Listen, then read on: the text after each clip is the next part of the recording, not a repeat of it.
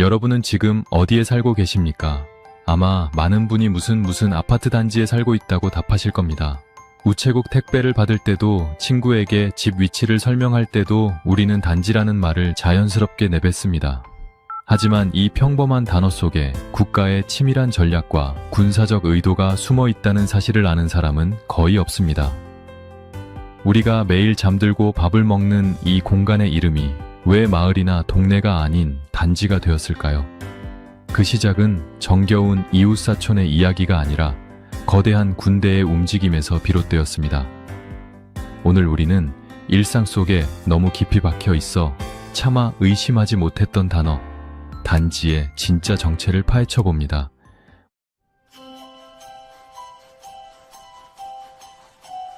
우리는 매일같이 이 단어를 씁니다. 길을 걷다가도 눈에 띄고 이웃과 대화를 나눌 때도 빠지지 않습니다. 바로 단지라는 말입니다.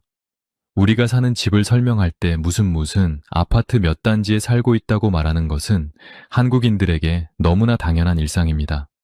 택배 기사님에게 주소를 알려줄 때도 아이들이 학교에서 돌아와 우리 집은 이 단지야라고 말할 때도 우리는 이 단어의 의미를 의심하지 않습니다. 하지만 잠시 멈춰서 생각해보면 참으로 독특한 표현입니다. 전 세계 어디를 가도 우리가 쓰는 방식처럼 주거 공간을 단지라고 부르는 나라는 흔치 않기 때문입니다. 서구권에서는 보통 마을이나 타운 혹은 거리 이름을 따서 주소지를 정합니다. 그런데 한국은 유독 이 단지라는 한자어에 집착하며 이를 주거, 공간의 핵심 단위로 삼고 있습니다. 한국의 아파트 이름을 가만히 살펴보면 재미있는 공통 구조가 발견됩니다. 보통 건설사의 브랜드 이름이 먼저 나오고 그 뒤에 지역 이름이나 별칭이 붙습니다. 그리고 그 대미를 장식하는 것이 바로 몇 단지라는 숫자와 명칭입니다. 1000세대 혹은 2000세대가 넘는 거대한 주거구역이 하나의 번호로 묶여 관리됩니다. 사람들은 이 거대한 울타리 안에서 생활하며 자신들의 거주지를 마을이라고 부르기보다는 단지라고 부르는 것에 훨씬 익숙해져 있습니다. 마을이라는 단어가 주는 정겨움이나 자연 발생적인 느낌보다는 단지라는 단어가 주는 정돈되고 계획된 느낌을 더 선호하게 된 것입니다. 이는 한국 사회가 지난 수십 년 동안 얼마나 빠르게 도시화를 이루었는지를 보여주는 상징과도 같습니다. 그렇다면 왜 우리는 마을이나 타운이라는 쉬운 말 대신 단지라는 딱딱한 용어를 당연하게 받아들이게 되었을까요? 국어사전을 펼쳐 단지의 의미를 찾아보면 일정한 목적을 위하여 계획적으로 집단화한 일단의 구역이라고 설명되어 있습니다. 여기서 핵심은 계획과 집단화입니다. 즉, 단지라는 말 자체가 이미 누군가에 의해 철저하게 계산되고 설계된 공간이라는 뜻을 내포하고 있습니다. 자연스럽게 사람들이 모여 살면서 형성된 동네가 아니라 국가나 기업이 특정 목적을 가지고 땅을 구획하여 만든 인공적인 공간이라는 의미가 강합니다. 이 단어는 도시계획 전문가들이나 공무원들이 행정 편의를 위해 사용하던 전문 용어에 가깝습니다. 그런데 이 어려운 행정 용어가 어떻게 우리 안방까지 들어와 일상어가 되었을까요? 단지라는 용어는 한국의 도시개발 역사와 궤를 같이 합니다. 해방 이후 급격한 인구 증가와 도시 집중 현상을 해결하기 위해 정부는 대규모 주택 공급이 절실했습니다. 이때 선택한 방식이 바로 일단의 주택지 조성 사업이었습니다. 넓은 땅을 한꺼번에 확보하여 수많은 집을 동시에 짓고 그 주변에 도로와 상하수도 그리고 학교와 상가를 한꺼번에 배치하는 방식입니다. 이렇게 통째로 만들어진 구역을 행정적으로 부르기 편하게 단지라고 명명하기 시작했습니다. 1962년 마포 아파트가 세워지고 이후 여의도와 강남 개발이 본격화되면서 이 단지라는 표현은 한국 주거 문화의 대명사가 되었습니다. 수만 명의 사람이 똑같은 모양의 건물에 모여 살게 되면서 그들을 하나로 묶어 관리할 효율적인 이름이 필요했던 것입니다. 우리는 이 단지라는 울타리 안에서 살면서 은연중에 효율성과 통제라는 가치를 체득하게 됩니다. 단지 안에는 경비실이 있고 관리사무소가 있으며 외부인의 출입을 통제하는 정문이 있습니다. 이는 마치 하나의 작은 성벽과도 같습니다. 이 안에서는 모든 것이 예측 가능하고 규격화되어 있습니다. 쓰레기를 버리는 시간부터 주차하는 방식, 그리고 아이들이 노는 놀이터의 위치까지 철저하게 계획되어 있습니다. 사람들은 이러한 계획된 질서 속에서 안정감을 느낍니다. 하지만 우리가 느끼는 이 안정감의 뿌리를 따라 올라가다 보면 뜻밖에도 평화로운 주거의 모습이 아닌 서슬퍼런 군사적 개념과 마주하게 됩니다. 단지라는 단어의 뿌리는 사실 군대와 깊은 연관이 있습니다. 뭉칠단제 땅 지자를 쓰는 이 용어는 본래 군사작전이나 병력 배치를 위해 특정 구역을 설정할 때 사용하던 말이었습니다. 군대에서 많은 병력을 효율적으로 관리하고 한꺼번에 이동시키기 위해 집결지를 지정하는데 이때 활용된 개념이 바로 단지였습니다. 흩어져 있는 개인들을 하나의 집단으로 묶어 통제하기에 이보다 더 좋은 단어는 없었을 것입니다.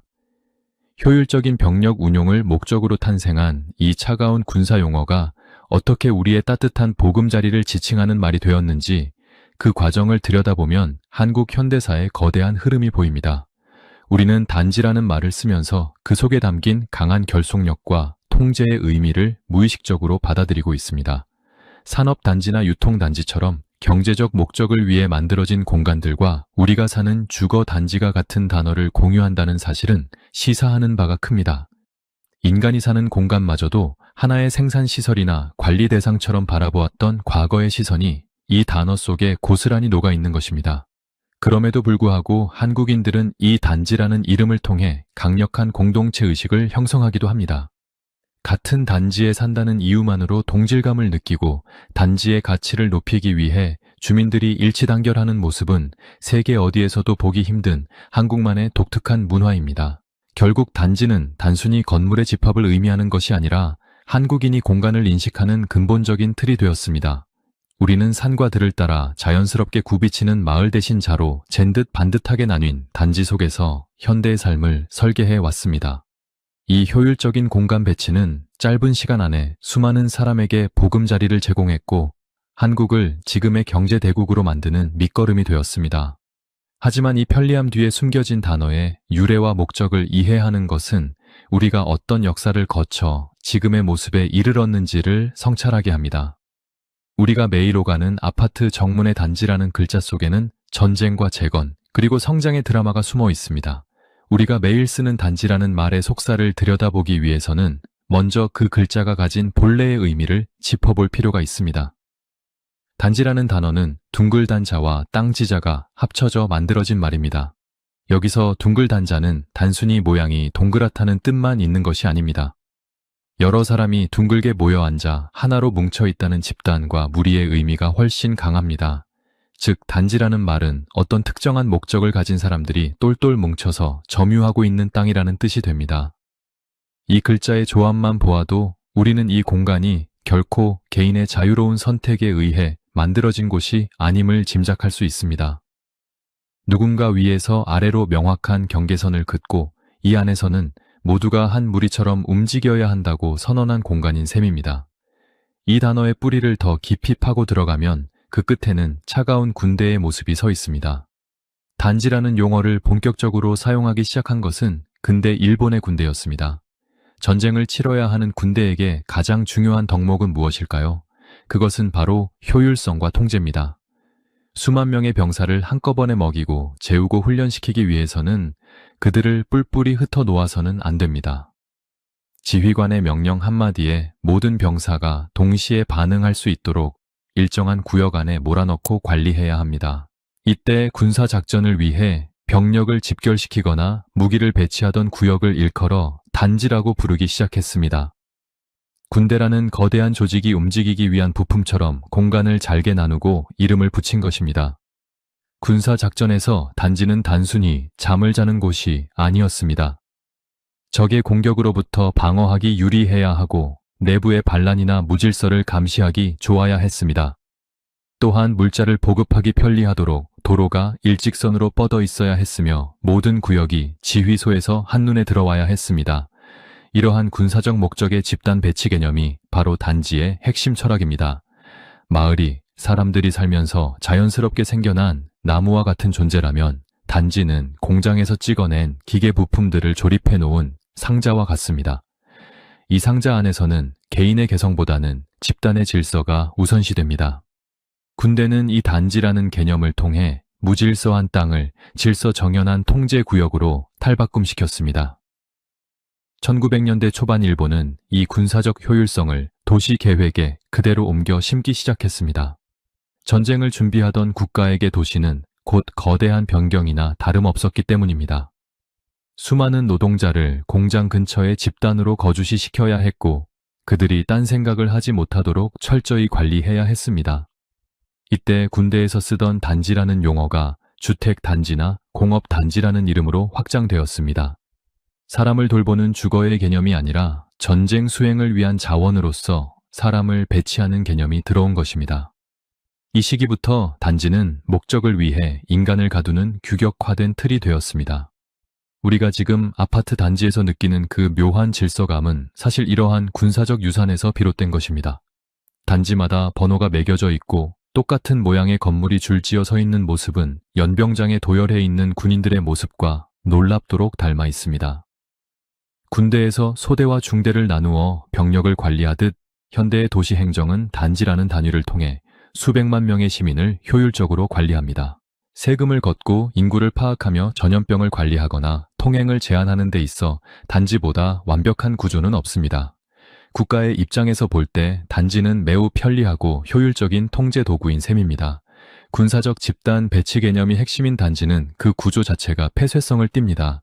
군부대가 담장으로 둘러싸여 외부인의 출입을 엄격히 금지하듯 우리가 사는 아파트 단지 역시 거대한 울타리와 보안시설로 무장하고 있습니다.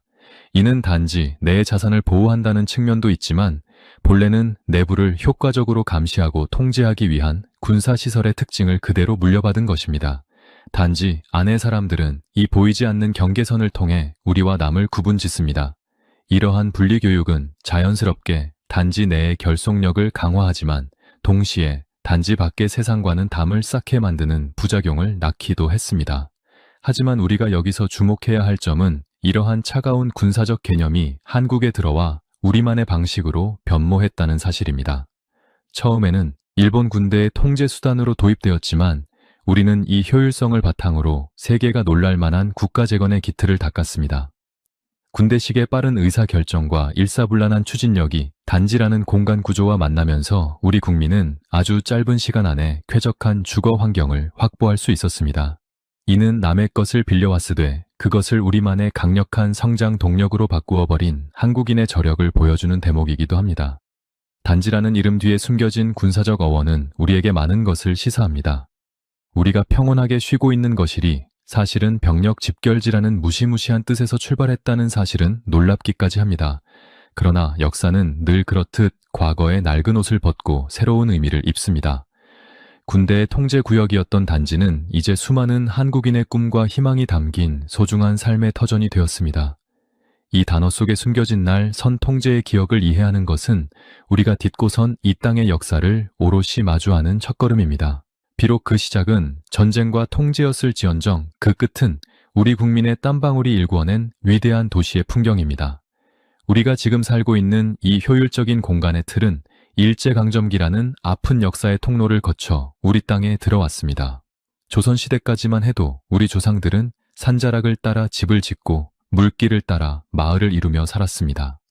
자연의 모양을 거스르지 않고 사람이 땅에 맞추어 가는 것이 당연한 순리였습니다. 하지만 일제강점기가 시작되면서 한반도의 공간은 전혀 다른 방식으로 재편되기 시작했습니다.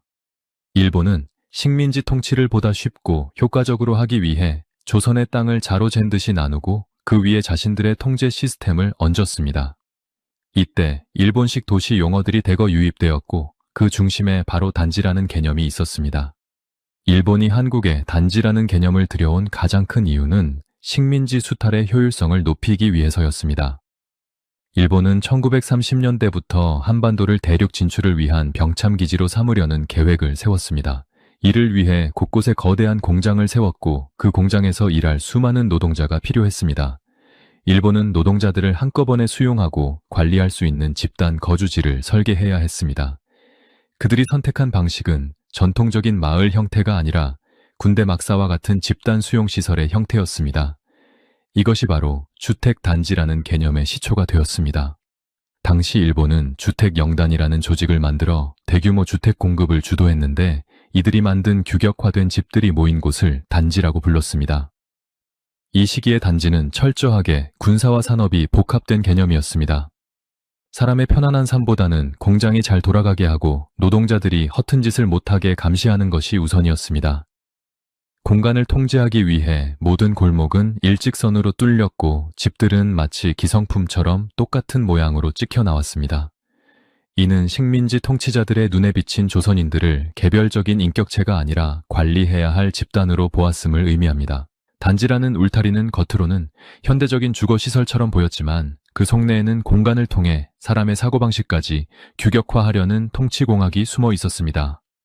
특히 1934년에 발표된 조선시가지 계획령은 한국의 도시구조를 근본적으로 바꾸어 놓았습니다. 이 법령에 따라 경성 지금의 서울을 비롯한 주요 도시들의 땅이 바둑판처럼 나뉘었습니다.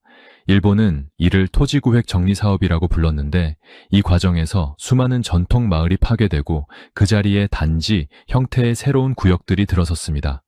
우리 민족의 정서가 담긴 구불구불한 길들은 사라지고 차가운 직선의 도로들이 그 자리를 대신했습니다. 단지라는 이름 아래 진행된 이 사업은 조선의 역사적 맥락을 지우고 일본의 근대적 통제 시스템을 이식하는 과정이었습니다. 해방 이후에도 우리는 이 단지라는 용어와 공간 구조를 버리지 못했습니다. 아니 어쩌면 버릴 여유조차 없었습니다. 1945년 광복을 맞이했지만 우리에게 남겨진 것은 일본이 만들어 놓은 차가운 도시의 뼈대와 행정체계뿐이었습니다. 급격하게 늘어나는 인구를 수용하기 위해 정부는 일본이 남겨놓은 주택 공급 방식을 그대로 활용할 수밖에 없었습니다. 식민지 통치의 효율성을 위해 만들어진 시스템이 아이러니하게도 대한민국 재건을 위한 가장 빠른 도구가 된 것입니다. 우리는 무의식적으로 단지라는 말을 계속 사용했고 그것이 일본에서 건너온 통제의 언어라는 사실을 잊어갔습니다. 일본의 단지 개념은 노동자의 집단 거주지를 설계하는 과정에서 확립되었습니다. 한정된 땅에 최대한 많은 인원을 밀어넣기 위해 층수를 높이고 간격을 좁히는 방식이 연구되었습니다. 이는 훗날 한국 아파트 단지의 원형이 되기도 합니다. 일본은 자신들의 제국주의적 야욕을 채우기 위해 인간의 거주지를 하나의 거대한 기계 장치처럼 설계했습니다. 그리고 그 설계도는 해방된 한국의 도시 기획자들에게 그대로 전달되었습니다. 우리가 지금 아파트 단지에서 느끼는 편리함의 이면에는 이처럼 공간을 하나의 관리 대상으로 보았던 식민지 시대의 시선이 겹쳐져 있습니다. 하지만 우리가 기억해야 할 것은 이 차가운 외래의 개념을 우리 국민이 어떻게 바꾸어 놓았는가 하는 점입니다. 일본이 통제를 위해 만든 단지라는 틀은 우리 손에 들어온 뒤 수천만 국민의 삶을 보듬는 안식처로 탈바꿈했습니다. 비록 그 시작은 식민지 지배의 수단이었고 노동 착취의 현장이었지만 우리는 그 속에서 가족을 부양하고 아이들을 키워내며 대한민국만의 독특한 주거 문화를 꽃피웠습니다. 외세가 강요한 딱딱한 껍데기 속에 우리 민족 특유의 정과 생명력을 불어넣어 지금의 활기찬 도시를 만들어낸 것입니다. 결국 일본을 통해 들어온 단지 개념은 한국 현대사의 아픈 상처이자 성장의 발판이었습니다. 공간을 지배하고 통제하려 했던 일제의 의도는 우리가 그 공간 안에서 이룩한 눈부신 번영에 가려졌습니다. 우리는 이제 단지라는 단어를 쓰면서 일제의 강요를 떠올리지 않습니다. 대신 그 속에 담긴 효율적인 삶의 방식과 현대적인 편리함을 떠올립니다. 하지만 이 단어에 서린 역사의 무게를 이해하는 것은 우리가 앞으로 어떤 공간에서 어떻게 살아가야 할지를 고민하게 만드는 중요한 단초가 됩니다. 과거의 아픔을 딛고 세워진 이 거대한 단지들이야말로 우리 민족이 겪어온 파란만장한 세월의 증거이기 때문입니다. 1950년 6월 25일 발발한 한국전쟁은 이 땅의 모든 것을 앗아갔습니다. 3년간의 치열한 포화 속에서 우리가 조상 대대로 일구어온 마을과 도시는 형체를 알아볼 수 없을 정도로 무너져 내렸습니다. 전쟁이 멈춘 뒤 서울을 비롯한 주요 도시들의 풍경은 그야말로 참혹했습니다. 집을 잃은 피난민들은 산비탈에 판잣집을 짓고 하루하루를 버텼으며 도시 전체가 거대한 수용소나 다름없었습니다. 당장 수백만 명의 국민이 잠을 잘 공간이 없다는 사실은 국가 존립을 위협하는 가장 시급한 문제였습니다. 이때 대한민국 정부가 선택한 해결책은 하나씩 집을 짓는 정교한 방식이 아니었습니다. 무너진 폐허 위에 거대한 주거구역을 통째로 찍어내는 결단이 필요했습니다. 이 절박한 시기에 단지라는 개념이 다시 전면에 등장하게 됩니다. 1950년대 후반부터 60년대 초반까지 우리 정부는 급증하는 인구를 수용하기 위해 대규모 주택 공급 정책을 밀어붙였습니다. 당시 우리에게는 여유가 없었습니다. 한 집 한 집 정성을 들여 마을을 조성하기에는 국민들의 고통이 너무나 컸고 도시의 무질서는 한계에 다다랐습니다. 정부는 가장 빠른 시간 안에 가장 많은 사람을 수용할 수 있는 방법을 찾았습니다. 그것은 바로 넓은 대지를 확보하여 똑같은 구조의 집들을 군대 내무반처럼 일렬로 세우는 방식이었습니다. 공간의 아름다움이나 다양성보다는 오직 생존을 위한 효율성과 속도가 지고의 가치였던 시절이었습니다. 1962년 서울 마포에 세워진 마포 아파트는 이러한 단지화의 신호탄이었습니다. 당시로서는 혁명적이었던 이 대규모 공동주택은 한국 최초의 아파트 단지라고 불릴 만한 형식을 갖추고 있었습니다. 수많은 세대가 하나의 울타리 안에 모여 살며 공동의 기반 시설을 공유하는 구조였습니다. 정부는 이 사업을 진행하면서 단지라는 용어를 공식적으로 사용하기 시작했습니다. 이는 단순히 집들의 모임이 아니라 국가가 직접 관리하고 통제하는 계획된 주거구역임을 선포한 것이나 다름없었습니다. 전쟁의 상처를 딛고 일어서기 위해 우리 국민은 개인의 취향을 잠시 접어두고 국가가 설계한 이 규격화된 상자 속으로 기꺼이 들어갔습니다. 이 시기 단지가 본격화된 배경에는 군대식 행정의 영향이 컸습니다. 전쟁을 겪으며 우리 사회 전반에는 군사적 효율성을 강조하는 문화가 깊게 자리 잡았습니다. 주택 건설 역시 하나의 거대한 군사 작전처럼 수행되었습니다. 일정한 면적의 땅을 단지로 설정하고 그 안에 표준화된 도면을 바탕으로 건물을 올리는 방식은 마치 군대 부대를 배치하는 과정과 흡사했습니다. 건물의 높이와 간격, 그리고 창문의 크기까지 모두 똑같이 맞추어 생산 단가를 낮추고 건설 시간을 획기적으로 단축했습니다. 이 덕분에 대한민국은 전 세계 어디에서도 유례를 찾기 힘들 정도로 빠른 속도로 도시의 뼈대를 다시 세울 수 있었습니다. 단지는 단순히 집을 짓는 단위를 넘어 국가 재건의 상징이 되었습니다. 흙먼지 날리던 폐허에 반듯하게 정렬된 콘크리트 건물들이 들어서고 그곳에 단지라는 이름이 붙는 순간 사람들은 비로소 전쟁이 끝났음을 실감했습니다. 단지 안으로 들어오는 수돗물과 정의는 근대화된 삶의 증거였으며 사람들은 비좁고 위생적이지 못했던 판자촌을 벗어나 단지라는 안전한 울타리 안에서 미래를 꿈꾸기 시작했습니다. 효율적인 공간 배치는 짧은 시간 안에 수많은 중산층을 형성하는 기반이 되었고, 이는 훗날 한강의 기적을 일으키는 인적 자원을 보호하는 든든한 방패가 되었습니다. 정부 주도의 이러한 집단 주택 공급은 한국만의 독특한 주거 문화를 형성했습니다.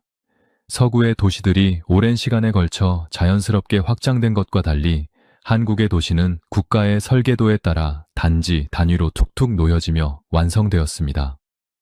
이 방식은 토지 이용 효율을 극대화했고 좁은 국토 안에서 폭발적인 인구 증가를 감당해낼 수 있게 했습니다. 우리는 단지라는 형식을 통해 주거 문제를 해결했을 뿐만 아니라 현대적인 도시 생활 양식을 아주 빠르게 습득해 나갔습니다. 무질서한 혼돈을 질서정연한 단지로 바꾸어낸 것은 우리 민족의 놀라운 적응력과 끈기 덕분이었습니다. 전쟁 직후의 혹독한 가난 속에서 단지는 우리 국민에게 가장 현실적이고 강력한 구원이었습니다. 비록 그 뿌리가 군사적 통제와 효율성에 닿아 있었을지라도 당시의 우리에게는 무엇보다 소중한 보금자리였습니다. 똑같이 생긴 건물들이 줄지어 선 모습은 누군가에게는 삭막해 보였을지 모르지만 집 없는 서민들에게는 희망의 등불과도 같았습니다. 우리는 단지라는 거대한 기계장치 속에서 질서를 배우고 협동을 익히며 무너진 나라를 다시 일으켜 세웠습니다. 폐허 위에서 꽃피운 이 단지화의 역사는 대한민국이 얼마나 치열하게 가난과 싸워 이겨왔는지를 보여주는 훈장과도 같습니다. 이제 우리는 단지라는 말을 쓰며 그 시절의 눈물과 땀방울을 기억해야 합니다. 그것은 단순한 건축 용어가 아니라 생존을 향한 우리 민족의 위대한 몸부림이었습니다. 국가가 앞장서고 온 국민이 일치당열하여 만들어낸 이 계획된 공간들은 오늘날 우리가 누리는 번영의 초석이 되었습니다. 가장 낮은 곳에서 가장 빠른 속도로 일어선 한국의 도시 역사는 바로 이 단지라는 이름의 기적에서 시작되었습니다. 전쟁의 참화를 딛고 일어선 우리 선조들의 강인한 의지가 이 단지라는 공간 속에 고스란히 녹아 있습니다. 1960년대와 70년대 그리고 80년대에 이르는 시기는 대한민국이 가난의 굴레를 벗어던지고 세계 경제의 주역으로 우뚝 서기 위해 모든 에너지를 쏟아부었던 대격변의 시간이었습니다. 이 시기 우리나라는 수출 주도형 경제 성장 모델을 선택했고 전 국토는 거대한 공사장으로 변했습니다. 공장이 들어서고 굴뚝에서 연기가 피어오르기 시작하면서 일자리를 찾아 도시로 몰려드는 사람들의 행렬은 끝이 보이지 않았습니다. 특히 서울의 인구는 기하급수적으로 늘어났고 이 수많은 노동자와 시민을 수용할 보금자리를 마련하는 일은 국가의 명운이 걸린 중차대한 과제가 되었습니다. 이때 우리가 선택한 방식은 이전보다 훨씬 더 거대하고 훨씬 더 조직적인 단지화 전략이었습니다. 산업화 시대에 들어서면서 단지라는 용어는 주거 공간뿐만 아니라 경제 전반을 관통하는 핵심 단어가 되었습니다.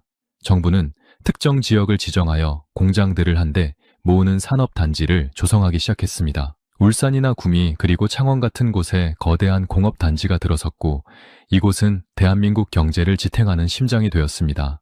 흥미로운 점은 공장을 짓는 방식과 집을 짓는 방식이 매우 유사하게 진행되었다는 사실입니다. 공업단지가 제품을 효율적으로 대량 생산하기 위해 설계된 것처럼 아파트 단지 역시 사람을 효율적으로 수용하고 관리하기 위해 설계된 주거 공장이었습니다. 공장 부지에 도로를 내고 전기를 끌어오듯 주택 부지에도 똑같은 기반 시설을 배치하며 단지라는 이름을 붙였습니다. 이 시기부터 아파트 단지는 단순한 주택의 모임을 넘어 수천 세대가 한꺼번에 거주하는 거대한 성곽의 형태로 진화했습니다. 1970년대 강남 개발이 본격화되면서 반포나 잠실 그리고 압구정 일대에 수만 명의 인구를 한꺼번에 수용할 수 있는 초거대 단지들이 등장하기 시작했습니다. 이전의 단지들이 수백 세대 규모였다면 이제는 단지 하나가 웬만한 지방소도시의 인구와 맞먹는 규모로 커진 것입니다. 정부는 토지 이용의 효율을 극대화하기 위해 아파트를 수십 개 동씩 묶어 단지라는 번호를 붙였습니다. 10단지나 20단지처럼 숫자로 불리는 이 거대한 구역들은 한국 도시 설계의 기본 단위가 되었습니다. 국가 주도의 이러한 도시 설계는 동일한 구조와 동일한 배치를 무한히 반복하는 특징을 보였습니다. 같은 단지 안에 있는 아파트들은 마치 복제된 것처럼 똑같은 모양을 하고 있었습니다. 이는 건설 비용을 줄이고 공사 기간을 단축하기 위한 철저한 계산의 결과였습니다. 또한 관리의 효율성 측면에서도 단지화는 매우 유리했습니다.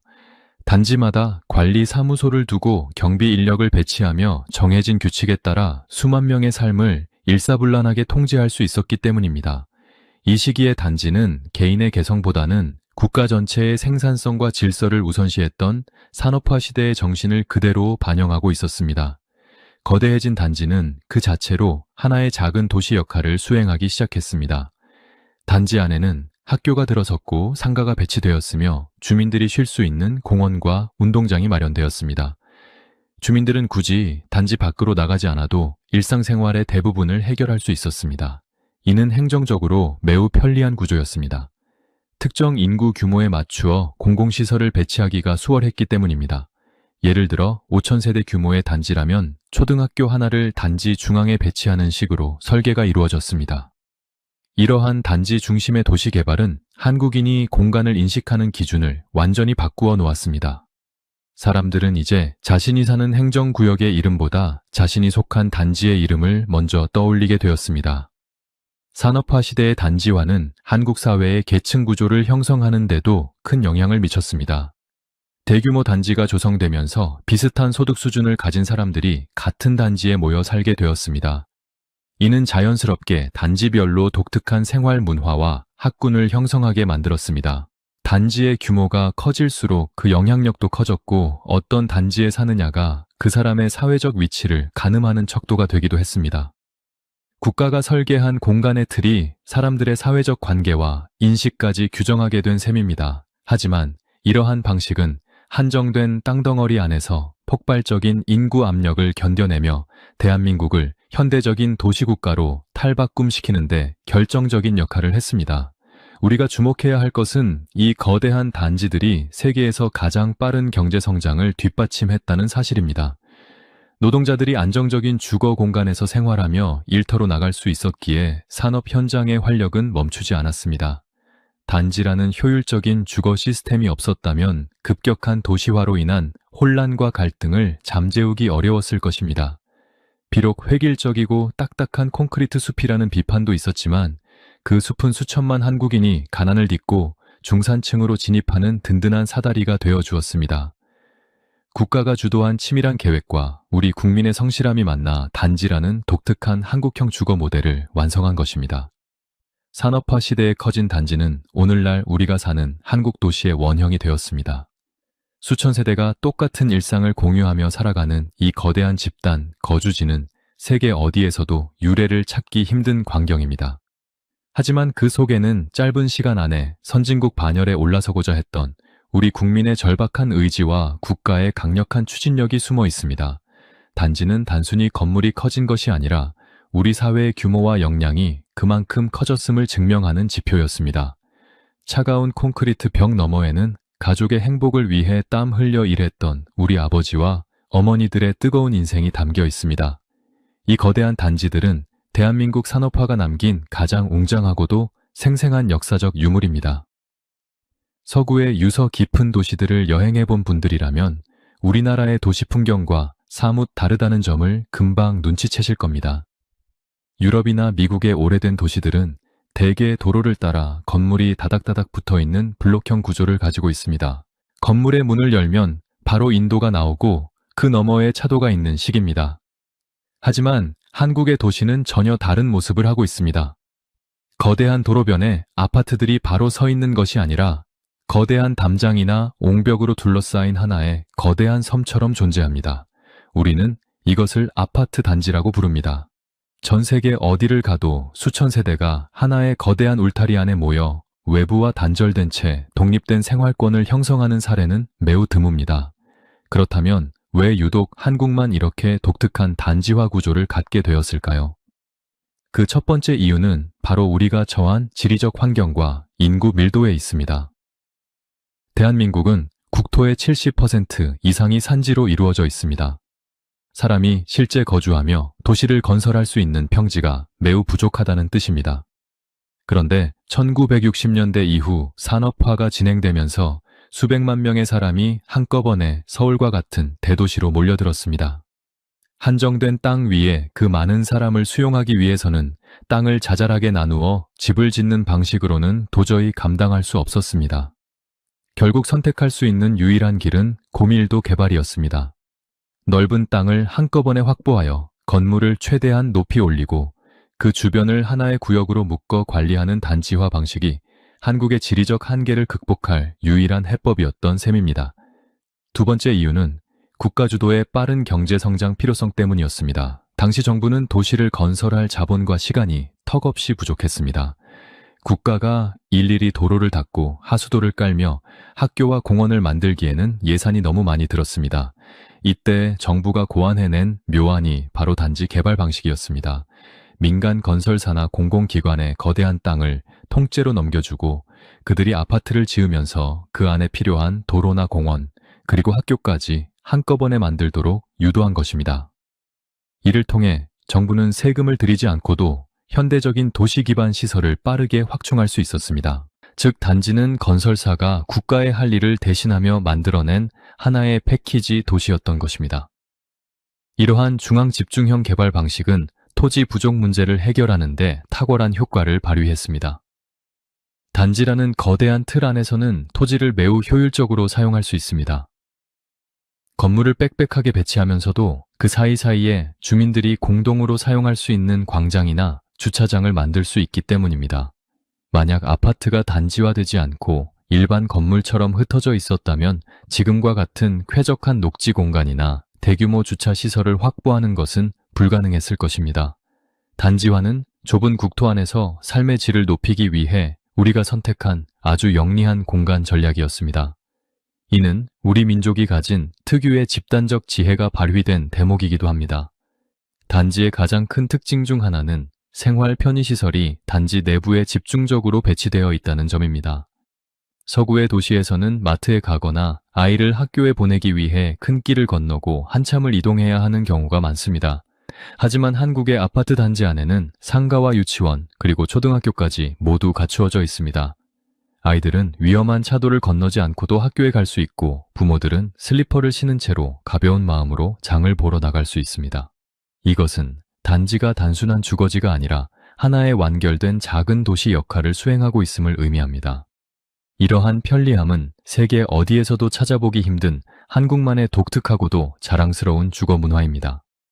또한 단지화는 관리의 효율성을 극대화해 주었습니다. 수천 세대가 하나의 관리 주체 아래 묶여있기 때문에 공동 현관의 보안부터 엘리베이터의 유지 보수, 그리고 조경 관리까지 아주 체계적으로 이루어집니다. 개인주택에 살면 집주인이 일일이 신경 써야 할 번거로운 일들을 단지라는 시스템이 대신해 주는 것입니다. 이러한 시스템 덕분에 한국인들은 매우 깨끗하고 안전한 환경에서 생활할 수 있게 되었습니다. 외국인들이 한국의 아파트 단지를 보고 가장 부러워하는 것 중 하나가 바로 이 철저한 관리 시스템과 안전한 보안 환경입니다. 단지라는 울타리가 우리 가족을 지켜주는 든든한 성벽 역할을 하고 있는 것입니다. 물론 일각에서는 이러한 단지화가 도시의 소통을 가로막고 획일적인 풍경을 만든다는 비판을 하기도 합니다. 하지만 냉정하게 역사를 되짚어 볼 때 단지화는 대한민국이 가장 단기간에 가장 많은 국민에게 현대적인 삶을 제공할 수 있었던 최선의 선택이었습니다. 우리는 단지라는 공간 구조를 통해 주거혁명을 이루어냈고, 이는 곧 한국인의 자부심이 되었습니다. 단지는 단순히 콘크리트 건물의 집합이 아니라 좁은 땅에서 최대의 효율을 뽑아내어 국민 모두가 잘 살 수 있는 환경을 만들고자 했던 국가적 의지의 산물입니다. 오늘날 한국의 아파트 단지는 전 세계 도시계획 전문가들이 연구하는 대상이 되었습니다. 인구 밀도가 높은 도시들이 안고 있는 주거 문제를 가장 완벽하게 해결한 모델로 평가받기 때문입니다. 우리가 매일 오가는 단지의 정문은 단순한 문이 아니라 한국인의 저력과 지혜가 담긴 역사의 관문입니다. 차가운 벽으로 둘러싸인 것처럼 보이지만 그 안에는 누구보다 뜨겁게 삶을 일구어온 한국인들의 공동체가 살아 숨쉬고 있습니다.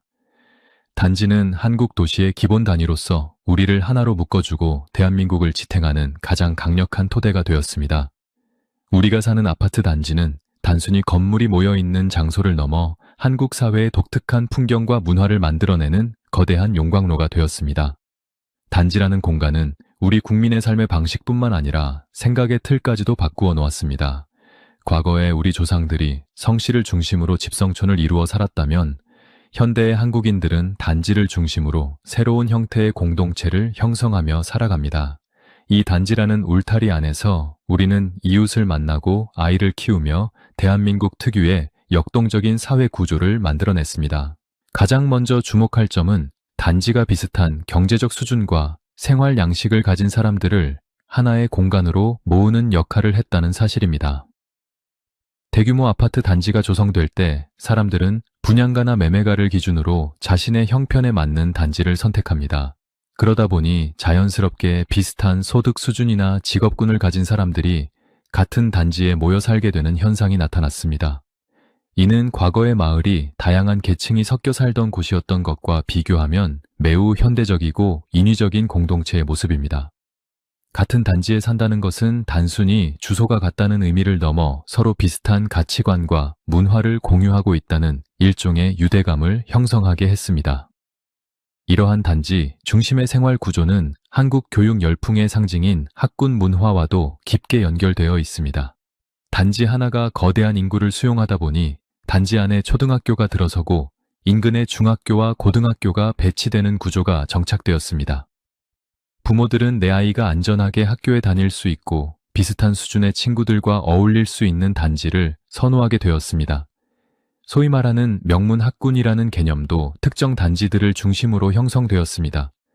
어떤 단지에 사느냐가 아이의 교육 환경을 결정짓는 중요한 요소가 되면서 단지는 단순한 주거지가 아니라 교육의 전략적 기지가 되었습니다.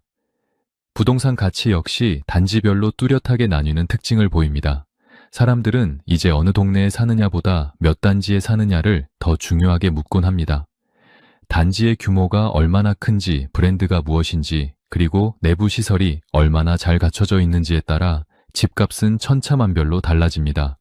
어떤 단지에 거주한다는 사실 자체가 그 사람의 경제적 능력이나 사회적 위치를 나타내는 하나의 신호처럼 작용하게 된 것입니다.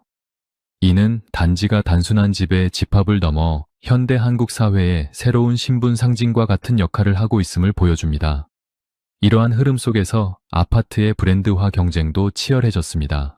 과거에는 주공아파트나 시형아파트처럼 국가가 지은 공공주택이 많았지만 점차 대형 건설사들이 참여하면서 자이나 힐스테이트 혹은 레미안 같은 화려한 브랜드 이름이 단지 앞에 붙기 시작했습니다. 건설사들은 자기들만의 독특한 디자인과 첨단 기술을 단지에 입히며 사람들의 욕망을 자극했습니다. 아파트 이름이 점점 길어지고 외래어가 많이 섞이게 된 것도 우리 단지를 더 돋보이게 하고 가치를 높이려는 전략의 결과였습니다. 사람들은 브랜드 단지에 산다는 자부심을 느끼며 그 가치를 지키기 위해 주민들끼리 똘똘 뭉치기도 합니다. 최근의 단지들은 여기서 한 걸음 더 나아가 하나의 완벽한 생활권으로 진화하고 있습니다. 단지 내 커뮤니티 시설은 이제 헬스장이나 도서관을 넘어 수영장이나 조식 서비스, 그리고 영화관까지 갖춘 수준에 이르렀습니다. 주민들은 단지 밖으로 나가지 않고도 모든 문화생활과 편의시설을 누릴 수 있습니다. 이러한 폐쇄적이면서도 편리한 구조는 단지 주민들만의 끈끈한 결속력을 만들기도 하지만 동시에 외부 세계와의 벽을 높이는 결과를 낳기도 했습니다. 우리 단지만의 질서와 가치를 중시하는 문화가 정착되면서 단지는 현대 한국인이 소속감을 느끼는 가장 강력한 단위가 되었습니다. 단지가 만든 이러한 사회적 특징들은 한국인의 공동체 의식을 새롭게 정의했습니다. 우리는 이제 옆집에 누가 사는지 이름은 몰라도 같은 단지 주민이라는 사실만으로 묘한 동질감을 느낍니다.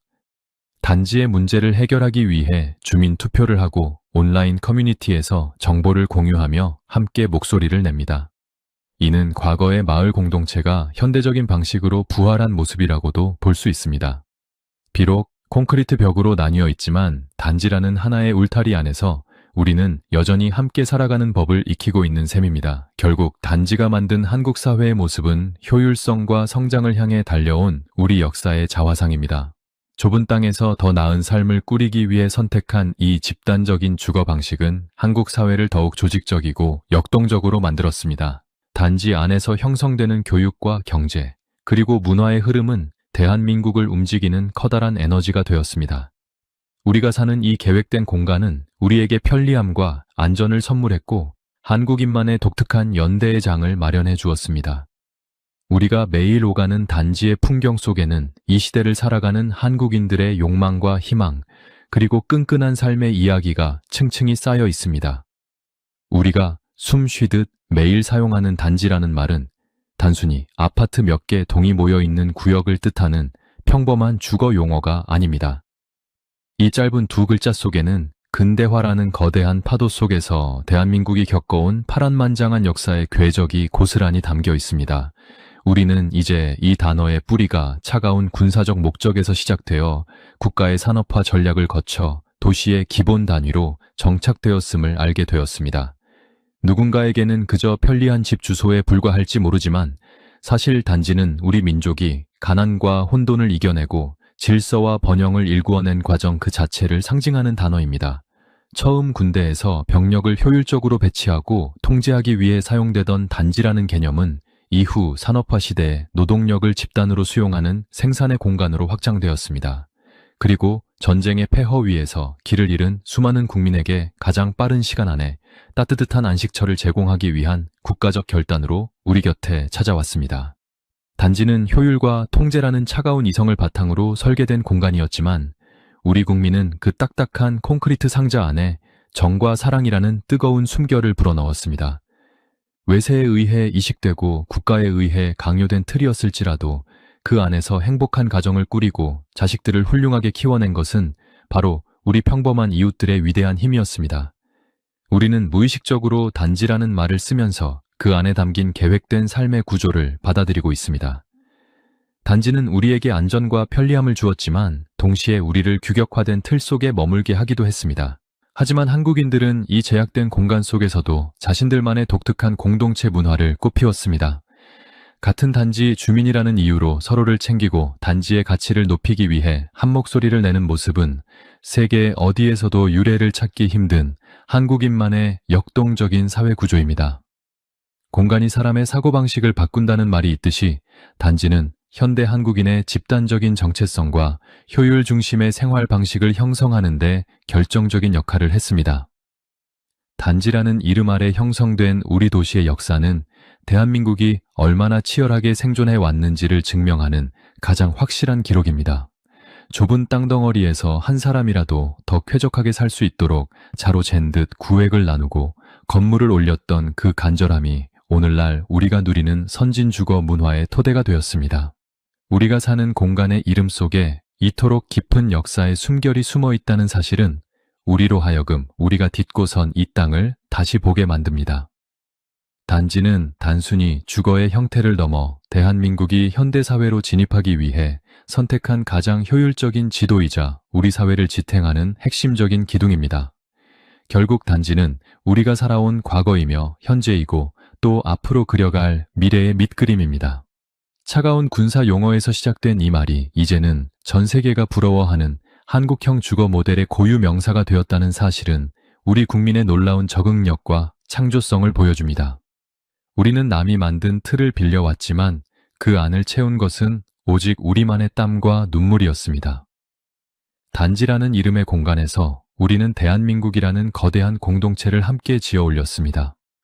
우리가 매일 오가는 아파트 단지의 정문은 단순한 출입구가 아니라 우리 민족이 걸어온 번영의 길을 상징하는 역사의 문입니다. 우리가 사는 집의 이름에 담긴 이 놀라운 역사를 기억할 때 비로소 우리는 우리가 누리는 일상의 소중함을 온전히 느낄 수 있습니다. 오늘 우리가 당연하게 불렀던 단지라는 이름 뒤에 숨겨진 거대한 역사의 줄기를 따라와 보셨습니다.